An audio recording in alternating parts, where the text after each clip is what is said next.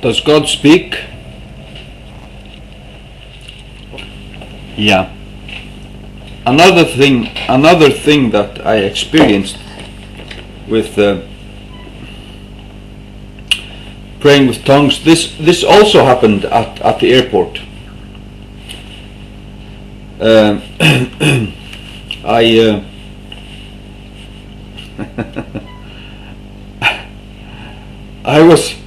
I had been staying somewhere and I had misread my flight ticket.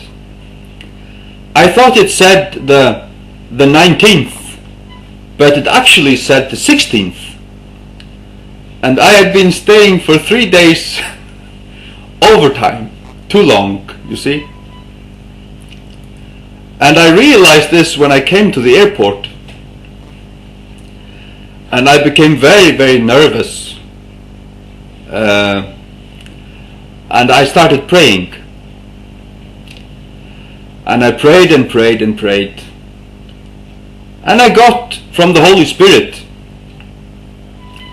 that I should just stand in the line, and I should just lay the ticket on the table, and I should not look into the eyes of the girl working there.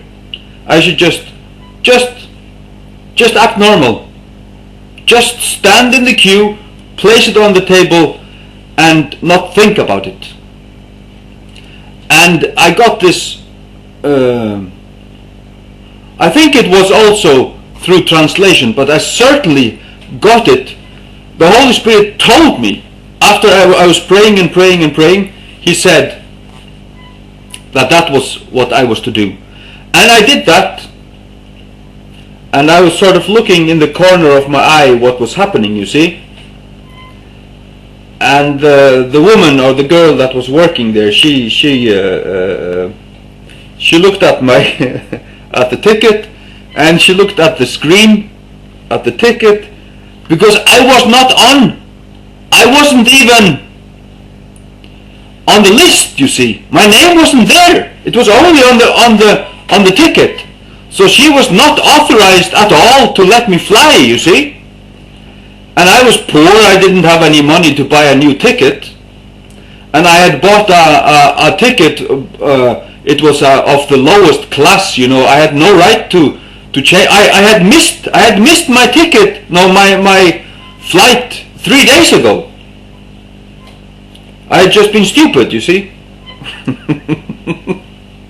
I don't even claim to be so very, very, very clever. No, I trust God. And I'm telling you, she looked down and she looked on the screen.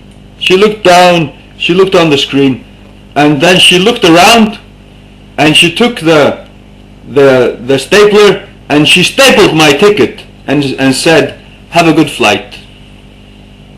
And this was from Reykjavik to the Faroe Islands. And this shouldn't have happened. And she didn't ask me anything. I don't know what God did. But He said, "You just stand in the queue and don't look into her eyes." Because then she would maybe see that I was nervous, you see. Just stand there. And that's what I did. And God helped me again. Praise the Lord. Praise the Lord. Oh, you trust your brain if you want. You big brains out there. I'm gonna trust the Lord. Oh, His Word. Certainly. You know, I never go anywhere without a Bible. Never. Even at work, there's a Bible lying on my table. When I go in the car, there's a Bible lying on my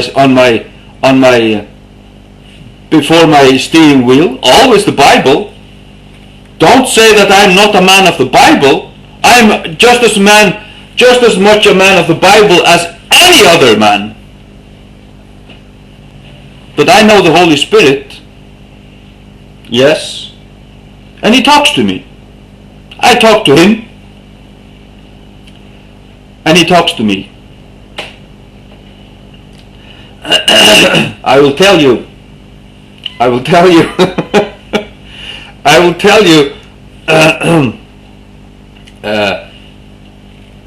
it was one of the first times he spoke to me.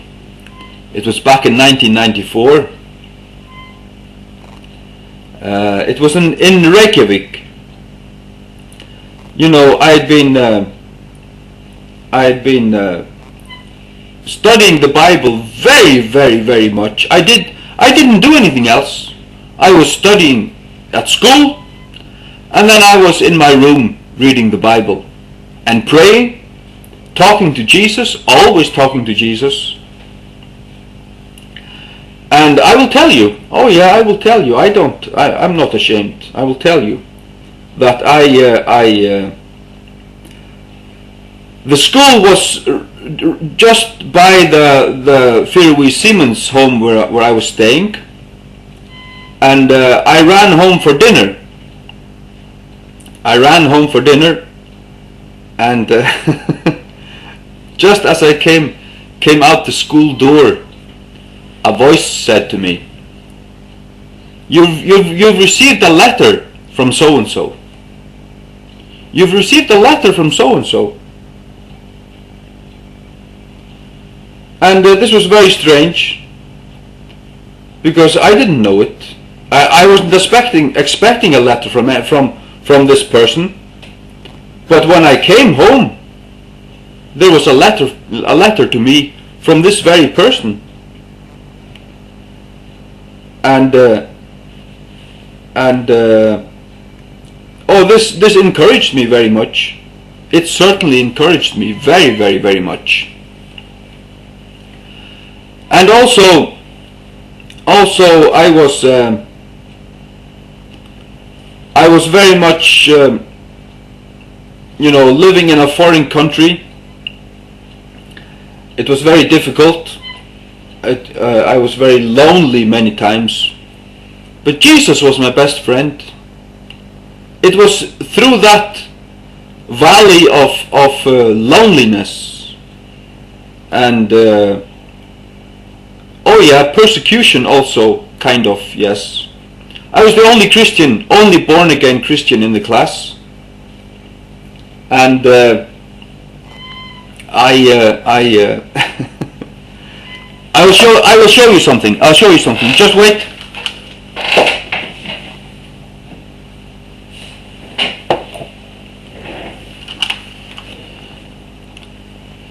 We use these in the Faroe Islands and in Denmark, in Scandinavia. There are 768 of these little white things, and they have scripture portions written on them. Like here it says Ephesians 6 verse 7 to 8. And then this is not divination. This is not like fortune telling or any such thing, but it is when you've prayed, then maybe you take one or two of these per day, and you read the scripture, and you just receive the scripture. Yeah. In my class, I was studying graphic design. In my class one day, the teacher said, "Tomorrow, I want you to think. Prepare yourself to stand here before the class, one person at a time, and you will be given 3 minutes each, or a little while, to perform something. This was a art school, so we were being trained to be creative, and this could be in any way, anything. We could sing or draw something or whatever.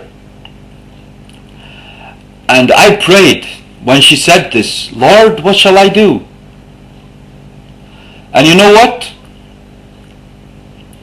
The Lord spoke to me. He said, read Psalm 23.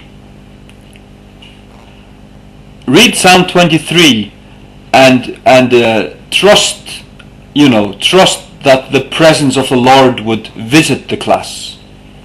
Yes. And so the next day I ran home to eat, in the dinner time, and I ate my food, and it was late. Then I ran up to my room, and the time was 10 minutes to 1, and I was supposed to be back at school at 1 o'clock. And I sat there praying, and my heart started to pound. I knew I would be ridiculed. I knew that most of the people in my class, they laughed at Christianity. They would mock. They didn't want to be my friend because I was a Christian. Oh yeah, I know it. And you know what? The person who performed or did his act just before me, you know what he did? He had done a painting, or he had done something in Photoshop of Jesus hanging on the cross, and he had made him all naked, and he was blaspheming Jesus.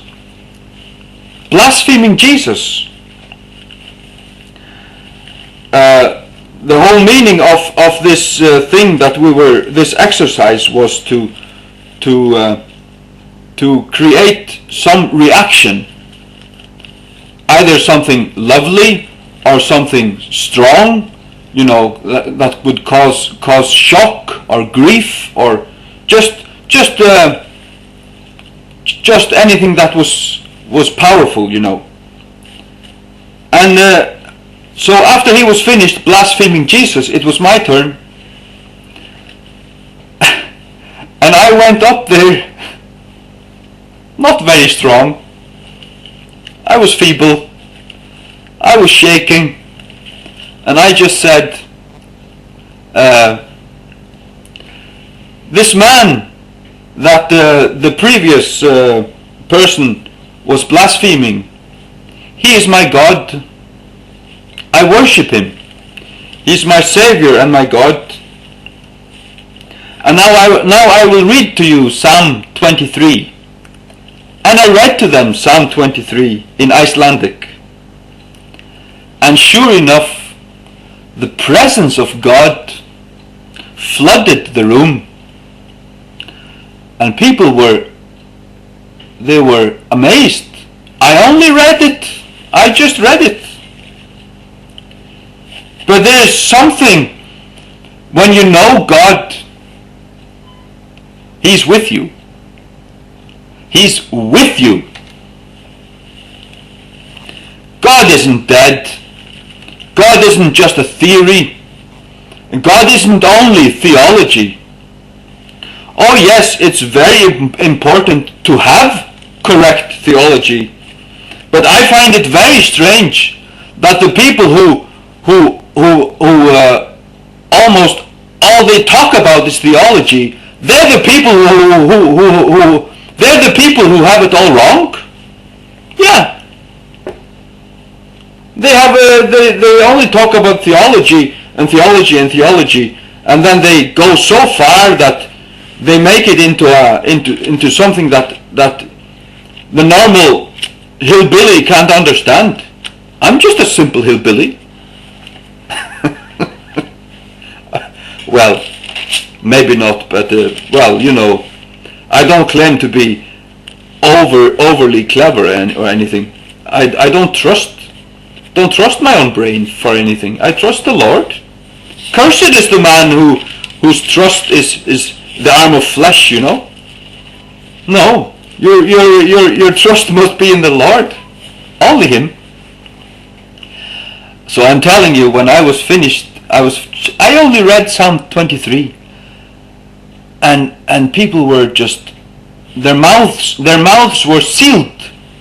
It was, God had His presence, you know. They sensed something holy. It was a holy atmosphere. Also, that I had said that Jesus was my God, and I didn't rebuke. I didn't rebuke the man who had been blaspheming Jesus. I just said, this is my God. And afterwards, 2 or 3 people actually came to me and shook my hand and said thank you. Said thank you, you know. And I was just amazed. Yeah. Oh, I forgot to say why I was telling you about these things. Now I will tell you. Just before I ran back to the school after dinner time, you know, I was praying, sitting in my chair.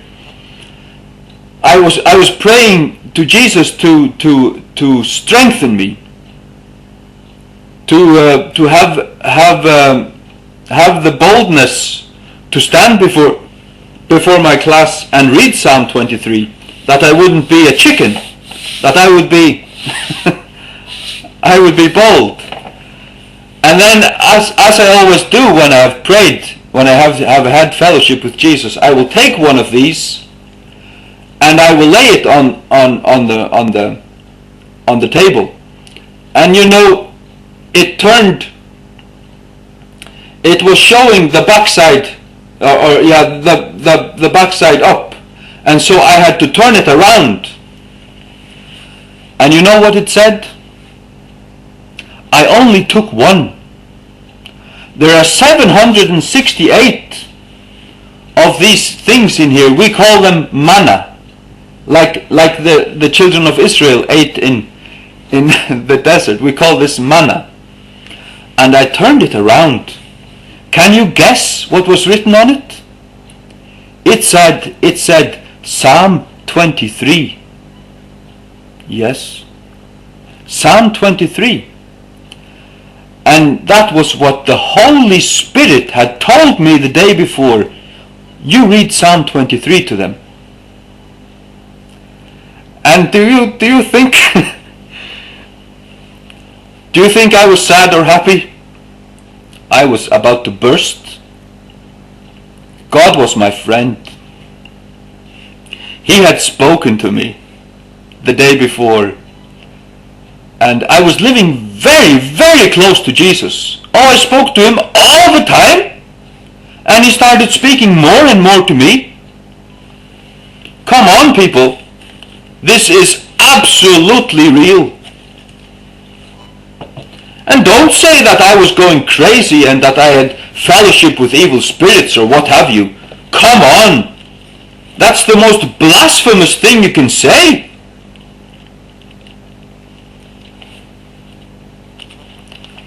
And I still have this. You know, sometimes it's stronger, sometimes it's weaker. But there was also a time when I was staying in Reykjavik. You know, I was there for 4 years at school, and like I said, I was the only Christian in the class, and I was living in a foreign country, and I had some friends, but I had no one close to me. The only close friend I had was Jesus. And you know, every Sunday afternoon I would take one of these. I would put it in my New Testament or in my Bible and put the Bible in a plastic bag, and I would walk out into a certain forest, a nice forest, you know, with walking routes. You could walk around the forest or in the forest, and there was a nice big rock there. I would sit on the rock, and I would have a word of prayer, and then I would read my the manna, I would read what it said, and the Lord would meet me. He would comfort me, strengthen me, And I had many special moments with the Lord there. And then when I had started to hear the voice of the Holy Spirit, or of Jesus, I mean the voice of the Holy Spirit, it is the voice of Jesus. But it's not scripture, but it is the fellowship of the Holy Ghost. Oh yes, it is. Come on. Let's read John 14:23.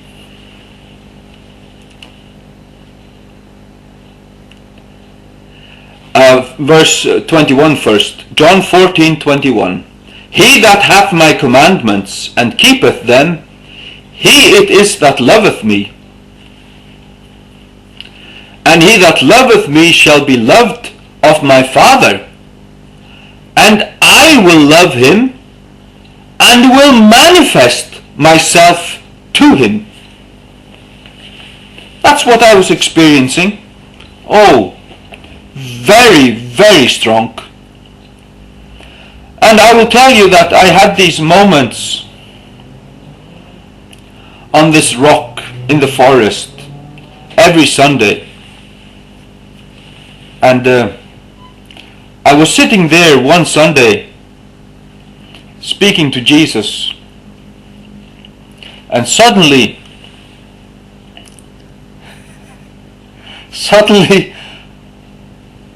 a finger or a hand touches me just here, and it's just touching me, and I look and I feel, I'm being touched, just touched here. Yes. And I thought, wow, but it lasted for maybe half a minute, right there. Yeah. And I thank Jesus for it, He was showing me that he was so close. He was my best friend, truly. And I started to experience more and more things. And the very next Sunday, I went again to the same stone, again with my manna, one of those manna things, and I prayed and I read it, and I was just sitting there. And you know what happened? Suddenly the finger is again exactly the same place, just touching me. And you know what happened? It's just some heavenly peace just flooded me. I was so peaceful, so secure, so strong, and I knew God was really close to me and really my friend. He really loved me. I knew it. And I was young. I was 23. And I had a strange phobia. I had a phobia with computers. I couldn't use a computer. My head froze. I was frozen with fear. I don't know why. It was because I had never been interested in technical things, and we were starting to use the computer in graphic design. And all the other students, they owned computers, and it's just no problem to them. And I had never started a computer. I had never tried anything on a computer. So my fear, it grew. It was overwhelming, and I was just so very afraid. I was so frozen with fear that I couldn't be creative. I couldn't work. And this was a growing problem for me for a long time. And this touch, it came always here, right here. And then I prayed to Jesus, "Dear Lord, you must help me. You must help me." And you know what happened? This touch, it started to come almost every day. You know, when I was fearful, and I needed to do something and I couldn't, then all of a sudden this touch came, and fear was just thrown out. Fear was just gone, because I knew, come on, you're a child of God. Jesus loves you. You're filled with the Holy Spirit. You know, okay, you're the only Christian here, and they hate Christian. Icelanders are very, very heathen, very blasphemous heathen people. You know, they're cold, very cold. I don't know. I felt just frozen among them. But the Christians that I knew, they were very nice. But the normal people were just I don't know, heathen. May God visit Iceland. It really needs it. That's all I know. But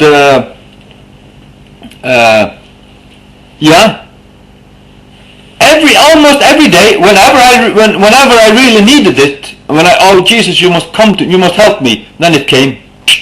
He was touching me again and again and again for a long time, maybe really for about half a year. And then when I had gained strength, when I had sort of managed to overcome this fear, then this touch stopped. Yeah. And there's another story I want to tell from Reykjavik. There could be many stories, but there was one thing. You know, there was a man that I often witnessed to. He was a homeless man, or he looked, you know, very, very poor, badly clothed. He was probably an alcoholic also, and I was witnessing to him regularly, over 2 years, and I had given him tracts. I tried to witness to him, but he wouldn't open up to me. But he would say hello, you know, and I would ask him his name, but he wouldn't tell me his name. And I had told him my name many times, and he would ask for money, and I would give him just a little money and ask him to go and buy food for the money. And then one night I was witnessing to him. I met him, and then I said, "Please tell me your name. I want to know your name."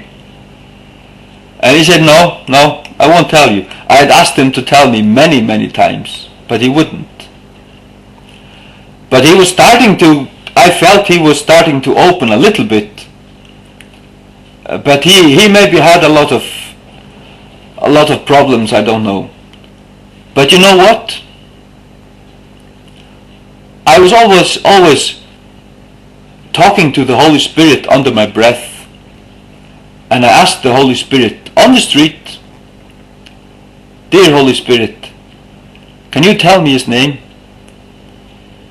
And right away I heard, Steini. And so I asked him, "Is your name Steini?" He said, "Yes."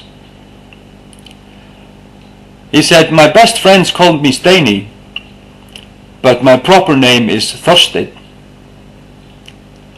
So the Holy Spirit even told me the name of his friends. Yeah. And So you can believe that was very, very special, very, very edifying. There is such a thing as Jesus manifesting himself to you. There is such a thing as the fellowship of the Holy Ghost. There is. There most certainly is. Well, if you haven't heard it before, then I will give you my testimony that there is. And God is no respecter of persons.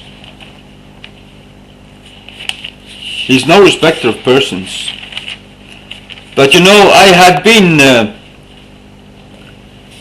of course I had been a Christian for many years then, but I had also asked Jesus many, many times and more to come close to me, to speak to me. And I started to speak more and more to him, pray to him very much before this happened. But in the end it came. 2 Corinthians 13:14 says this: "The grace of the Lord Jesus Christ and the love of God and the communion of the Holy Ghost be with you all. Amen." You know, the grace of the Lord Jesus Christ. John 1:17 says that the law came by Moses. Grace and truth came by Jesus Christ. For the law was given by Moses, but grace and truth came by Jesus Christ. And here it says, the grace of our Lord Jesus Christ. He came to give us grace. He won us God's grace by his own blood and the sacrifice of himself. And then it says, the love of God. For God so loved the world that he gave his only begotten Son, that whosoever believeth in him should not perish but have everlasting life. The love of God. God loves us in the beloved when we are in him. And then it says, and the communion of the Holy Ghost. What's that? I know many people would just want to explain that away because they haven't known that really to the full yet. They would just say, oh, that is the fellowship of the believers in the Spirit. That's just spiritual fellowship. No. How can the first one have to do with Jesus, and the second one have to do with God the Father, and the third one just be something common? No. This is the Trinity. This is the work of the Trinity. And it says, the communion of the Holy Ghost. That is, what is communion? That is fellowship. That is, I talk to you and you talk to me. And so I talk to the Holy Spirit. I talk to him. I do. Every morning I say, good morning, Jesus. And then I will say, oh, good morning, Holy Spirit. Yes, I just do. I recognize him. I recognize him. And I honor him. And I love him. I do. And you know, he loves me too. The Bible even tells me so.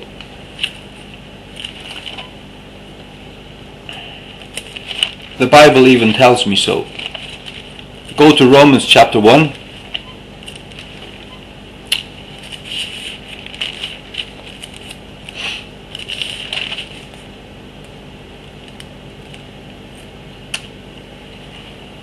Now where is it? Sorry. I hope you can hear me. I don't want to scream so much, therefore I have put this on. Or else I start screaming, you know. I have a very powerful voice, and sometimes I can even sound like an atomic bomb, and I can scream people's ears off. That's because I know that people are normally deaf, or spiritually deaf, So I will just scream their ears off. It's Romans 15:30. Now I beseech you, brethren, for the Lord Jesus Christ's sake, and for the love of the Spirit. And it says the Spirit with a big S. The love of the Spirit. Yeah. The Holy Spirit loves me. He does. Well, I know He does. And the Holy Spirit living in me is God with me. It is. Yeah. It is only possible through the atonement of Jesus, through the washing of Jesus, by His blood. I have been sealed with the Holy Spirit, and then I have been filled, and then I have sought to be filled again, and then I live in the Spirit. Oh yeah. And so I know Him. And Jesus says that if we love, he that hath my commandments and keepeth them, he it is that loveth me. You must love Jesus, and that is not just to say that you love Him and to send Him kisses and to sing songs and to lift your hands and so on. No, you must keep His commandments. Yep. You must love the commandments of God.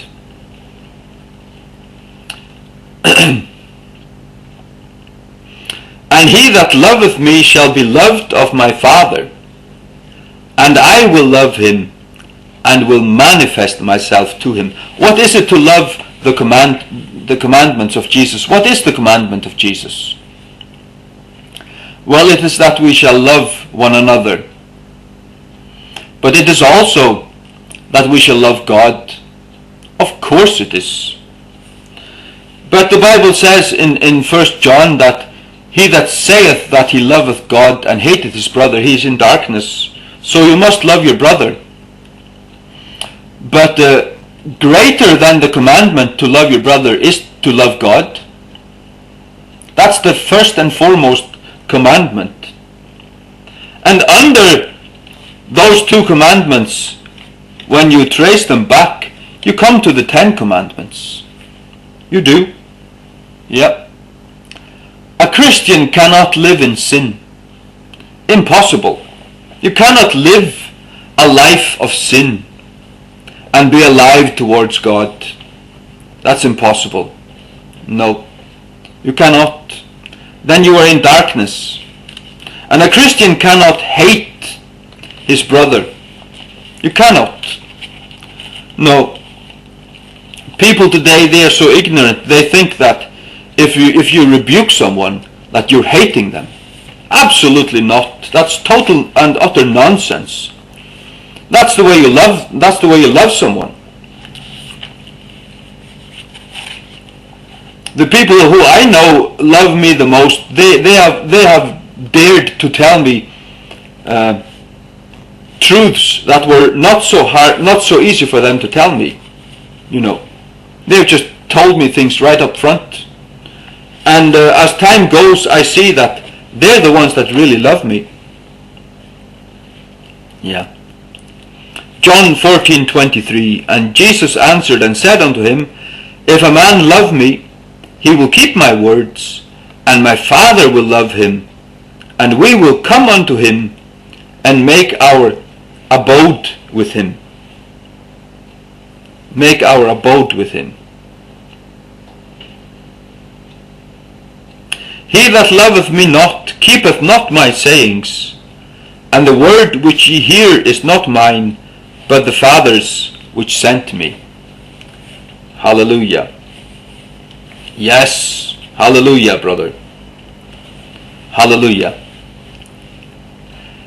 It is actually very, very, very interesting to be a Christian. It's very, very, very exciting. I tell you, very exciting. Yeah. It's not dull.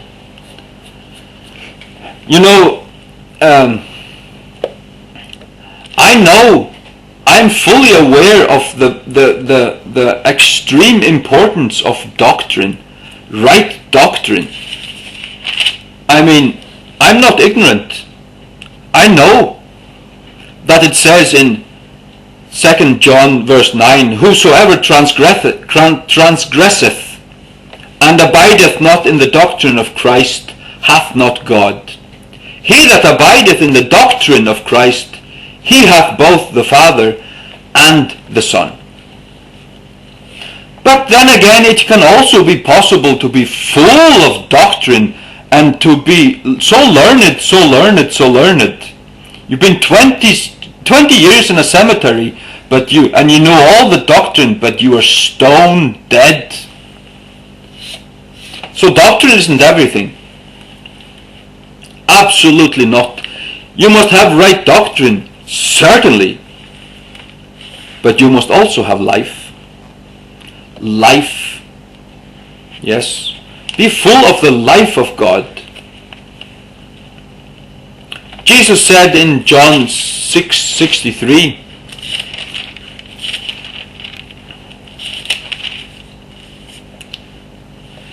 it is the Spirit that quickeneth, the flesh profiteth nothing.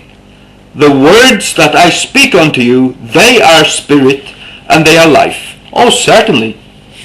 The words which Jesus speaks to us, they are spirit and they are life. But there's a verse in Hebrews that says that the word that was spoken unto them did not profit them, not being mixed with faith in them that heard it. You must mix the word that you hear with faith. You must, the word that you hear, it must be life to you. You must live it. You must obey it, but not just in a strict sense, you know. You must live it because you love it. You must love the word, and you must love God truly. Not because you're demanded to. If you love God because you're demanded to, then you don't know Him. No. It says, we love Him because He first loved us. You must drink the love of God. You must know and experience His love really. You must really meet Him. He must manifest Himself to you for you to be able to truly love Him. And a person that truly knows God and that has Him close, he cannot sin. He cannot live. I'm not. Don't think that I preach sinless perfection. You know. No. We. If any man says that he has not sinned, he is a liar. We all have sinned, but we cannot live a life of sin as Christians. It's absolutely impossible. You don't want to sin when you have God close to you. You despise sin, and if you were living like you really wish, then you would never sin. You strive for sinlessness because you know that is most pleasing to God. But everything rests on His grace. By grace are you saved through faith. It is not of yourselves, it is the gift of God, not by works, lest any man should boast. For ye are His workmanship, created in Christ Jesus, unto good works. Hebrews 2:8-10. We're saved by grace. That's how God gave. It was His grace that gave Jesus. But through faith, that is how we receive. It is the gift of God. It's a gift. It cannot be earned. Not by works, lest any man should boast. It's not by works. But then He says, for ye are God's workmanship. He has created us in Christ Jesus, you see. Unto good works. That's what we're saved unto. To do good works. Good works. And I believe that when we are true Christians, in the Spirit, that we are very much like Abraham. You know, it says, the scripture says of Abraham that he was God's friend. God called him his friend. And he walked, you know, Enoch, he walked with God. Enoch, he walked with God. Yeah. And he was not, for God took him. And that's what's going to happen in the end times, you know. The pure bride of Christ, it will be very pure. And then it will be walking with God, and then God will take it. Receive it to himself. But our righteousness is all of Christ. Oh, we haven't earned our own righteousness. Not at all. Not at all. Yes. God bless you. I'm not going to talk much more. I've just been talking my heart out here. I hope I have edified you in some way. I don't mean to sit here and boast and make myself big in any way. That's not it. I just want to show you who are listening that the life, a life with God is the best thing, the very, very, very best thing for anybody. It is just, it's like light compared to darkness. It's like life compared to death. It really is. That's not just an expression, you know. That's the truth. A person who's not saved is dead. Here's John chapter 12, verse 49 and 50. For I am not spoken of myself, but the Father which sent me, he gave me a commandment, what I should say and what I should speak. And I know that his commandment is life everlasting. Whatsoever I speak, therefore, even as the Father said unto me, so I speak. I'm reading this because I took it from it's a manna. Matthew 12, 49 to 50. It's a manna, yes. So that was just a word from Jesus. Amen. God bless you. Amen. You know, there's great joy in the Spirit. There really is. After having been sitting here just speaking about things, these things, remembering all these things, it fills me with joy. I feel so rich. I'm the richest man in the world. What is my riches?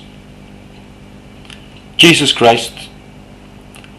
Yes, his salvation and the Holy Spirit. Amen. When we talk about the importance of right doctrine, that's not just a technical thing.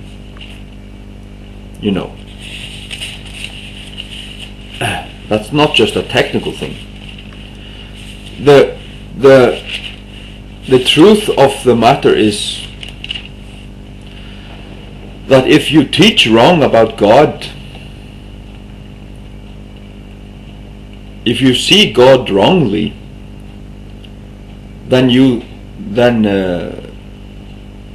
cannot know God. You cannot have God, because it's not God you are approaching. Whosoever transgresseth and abideth not in the doctrine of Christ hath not God. He that abideth in the doctrine of Christ, he hath both the Father and the Son. He who doesn't abide in the doctrine of Christ hath not God. So, if you go off doctrinally, like people who say that Jesus is the first creation of the Father. I bite their heads off. I bite it off and spit it out. I say, you're a liar. You don't know God. I hear priests and laymen and preachers and people say that.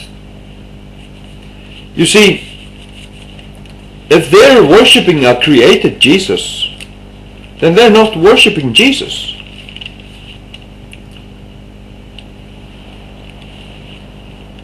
I mean,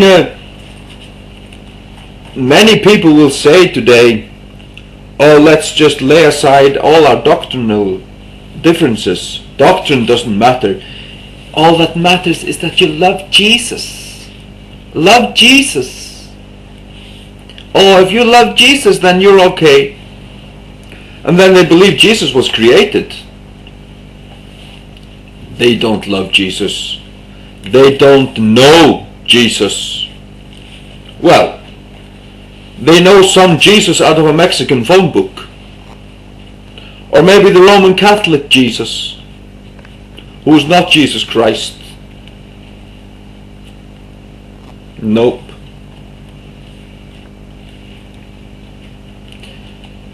If they're worshipping Mary, and if they believe that they are saved through baby sprinkling and sacraments, and if they're not born again, then they talk about Jesus. That's not Jesus. That's not the Bible's Jesus.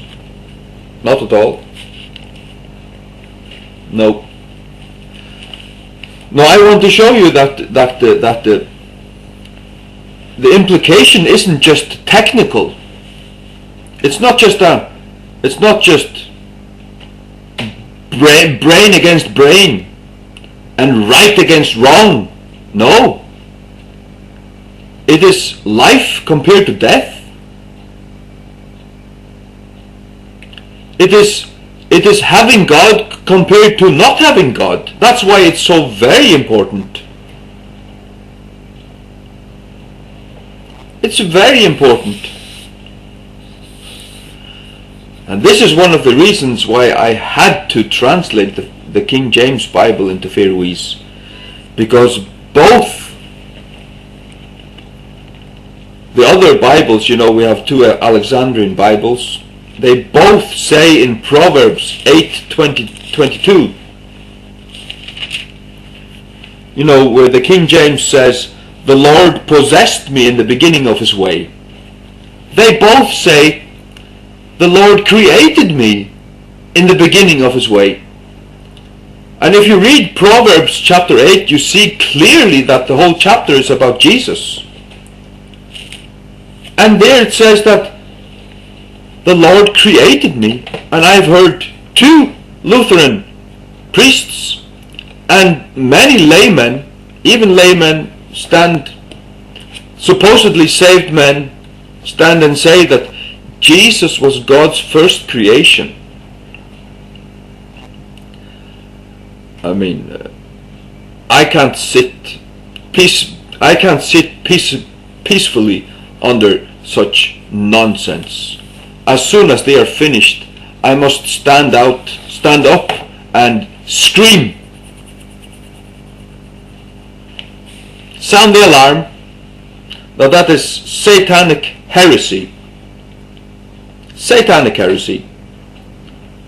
A person who believes such a thing about Jesus is not saved. He does not know God. He is believing heresy. He hath not the doctrine of Christ.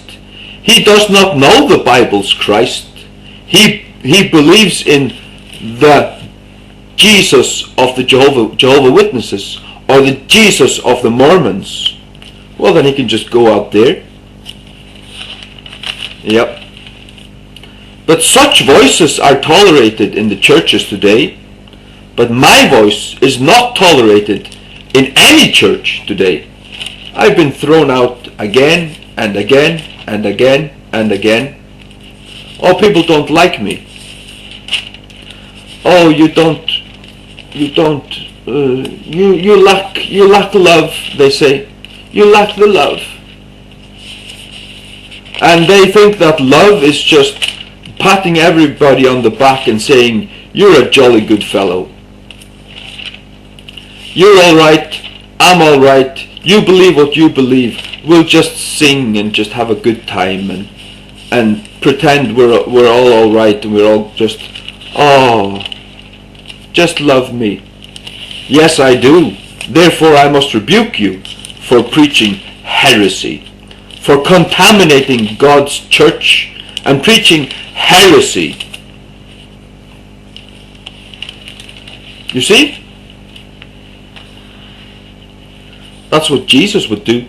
That's what Peter did. That's what Paul did.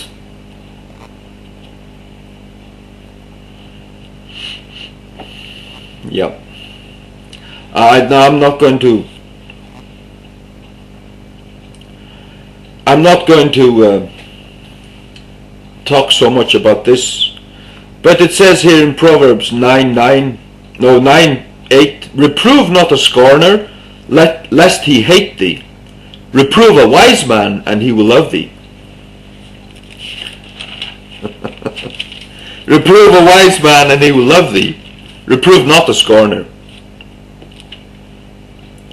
So it looks like the church is full of fools, because when you reprove them, they just hate you and throw you out. If they were wise, then they would love me. They would love him that reproveth. But they just throw him out and ridicule him and lie about him and so on. So be it.